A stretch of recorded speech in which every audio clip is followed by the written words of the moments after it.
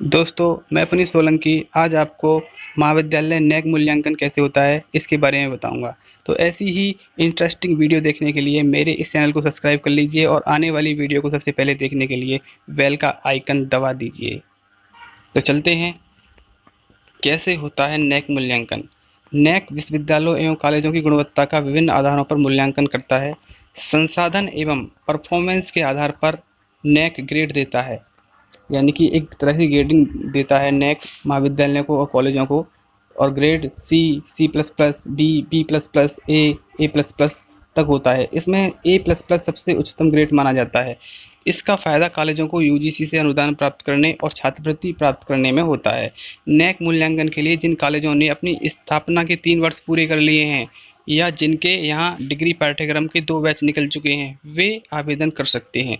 सबसे पहले विवि या कॉलेज नैक को लेटर ऑफ इंटेंट LOI भेजता है। इसके बाद निर्धारित परफॉर्मा पर IIQA यानी कि institutional eligibility for quality assessment के लिए आवेदन करता है।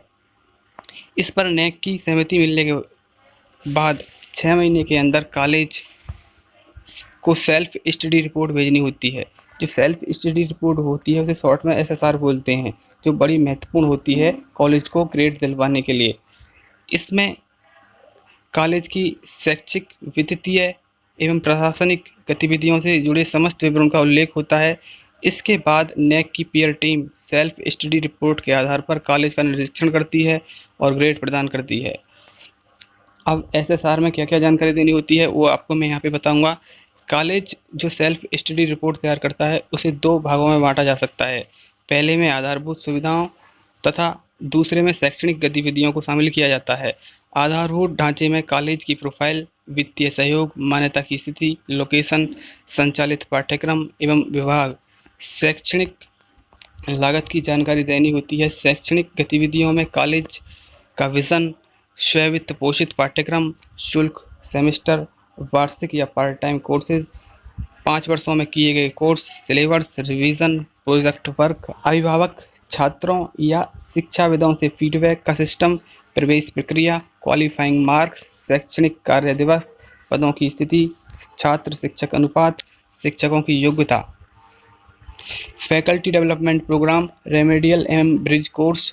ब्रिज कोर्स के बारे में बताऊंगा कि एक तरह से जैसे B.Ed करे हुए स्टूडेंट हैं उनके लिए NIOC ने एक कोर्स निकाला है जिसकी फ़ीस 5100 रुपये होती है। ब्रिज कोर्स करने के बाद B.Ed करने वाले जो विद्यार्थी होते हैं या फिर अध्यापक होते हैं वो प्राइमरी स्कूलों में पढ़ाने के लिए योग्य हो जाती हैं, यानी कि एलिजिबल हो जाती हैं। रेमेडियल एक तरह का कोर्स है जिसमें विद्यार्थियों को एक तरह से उपचारात्मक शिक्षा दी जाती है, यानी कि विद्यार्थियों की जो सोचने या समझने की क्षमता होती है वो अलग अलग होती है। कोई विद्यार्थी देख के समझता है, कोई उदाहरण से समझता है, कोई प्रैक्टिकली समझता है। तो अलग अलग तरीके से हम विद्यार्थियों को समझाते हैं। इस तरह के कोर्स को बोलते हैं रेमेडियल कोर्स। आगे शोध कार्य, रिसर्च, पब्लिकेशन, NCC, NSS आदि गतिविधियाँ, पुस्तकालय एवं उसमें शिक्षकों एवं छात्रों की उपस्थिति की स्थिति, पुस्तकों के प्रकार एवं संख्या, छात्रों का ड्रॉप आउट रेट यानी कि छात्रों ने कितनी क्लासेस की, कितनी क्लासेस नहीं की, उनका रेशियो क्या है, छात्रों के लिए वित्तीय सहयोग, सह शैक्षणिक गतिविधियाँ, परीक्षा परिणाम, नेट आदि प्रतियोगिताओं में परीक्षार्थियों का चयन, प्रशासन एवं नेतृत्व क्षमता आदि शामिल है। तो इनमें ये सारी स्थिति SSR में देनी होती है, यानी कि सेल्फ स्टडी रिपोर्ट में महाविद्यालय को देनी होती है कि हमारे महाविद्यालय में इन चीज़ों से संबंधित क्या क्या स्थितियां हैं। अब देखते हैं कॉलेजों को क्या क्या तैयार करना होता है। मोस्टली कॉलेजों को विज़न, सबसे पहले कॉलेज का अपना एक विज़न होता है जो ऑब्जेक्टिव होना चाहिए। कॉलेजों के महत्वपूर्ण स्थलों पर उसे प्रदर्शित किया जाए, जैसे कैंटीन पर, रिसेप्शन पर या फिर लाइब्रेरी।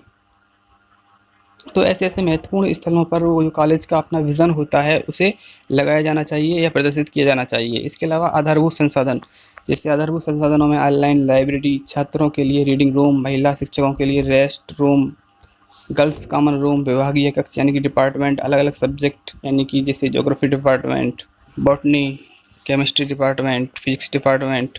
तो इस तरह के जो विभागीय डिपार्टमेंट हैं ये भी सेल्फ स्टडी रिपोर्ट में दर्शाए जाते हैं और नेक की जो पीयर टीम आती है उन्हें विजिट करती है, उनका मूल्यांकन करती है। कैंटीन, पार्किंग, कंप्यूटर लैब आदि में सुधार, ये सारी चीज़ें सेल्फ स्टडी रिपोर्ट में भी भेजी जाती हैं और नेक पीयर टीम भी इनका मूल्यांकन करती है। इसके अलावा शैक्षिक गतिविधियाँ, हर शिक्षक का एनुअल टीचिंग प्लान, जो पूरा एनुअल होता है उसका टीचिंग प्लान शिक्षक का होना चाहिए। मंथली टीचिंग रिपोर्ट होनी चाहिए। ट्यूटोरियल एवं एक्स्ट्रा क्लासेस की स्थिति का डाटा होना चाहिए। स्टूडेंट फीडबैक होना चाहिए। आईटी तकनीक का प्रयोग, यानी कि हमारे शिक्षकों ने छात्रों के साथ इंफॉर्मेशन टेक्नोलॉजी का कितना प्रयोग किया है उसका भी डाटा होना चाहिए। सभी छात्रों के लिए बेसिक कंप्यूटर शिक्षा महाविद्यालय ने कितनी दी उसकी स्थिति का भी आकलन नेक मूल्यांकन करने वाली टीम करती है।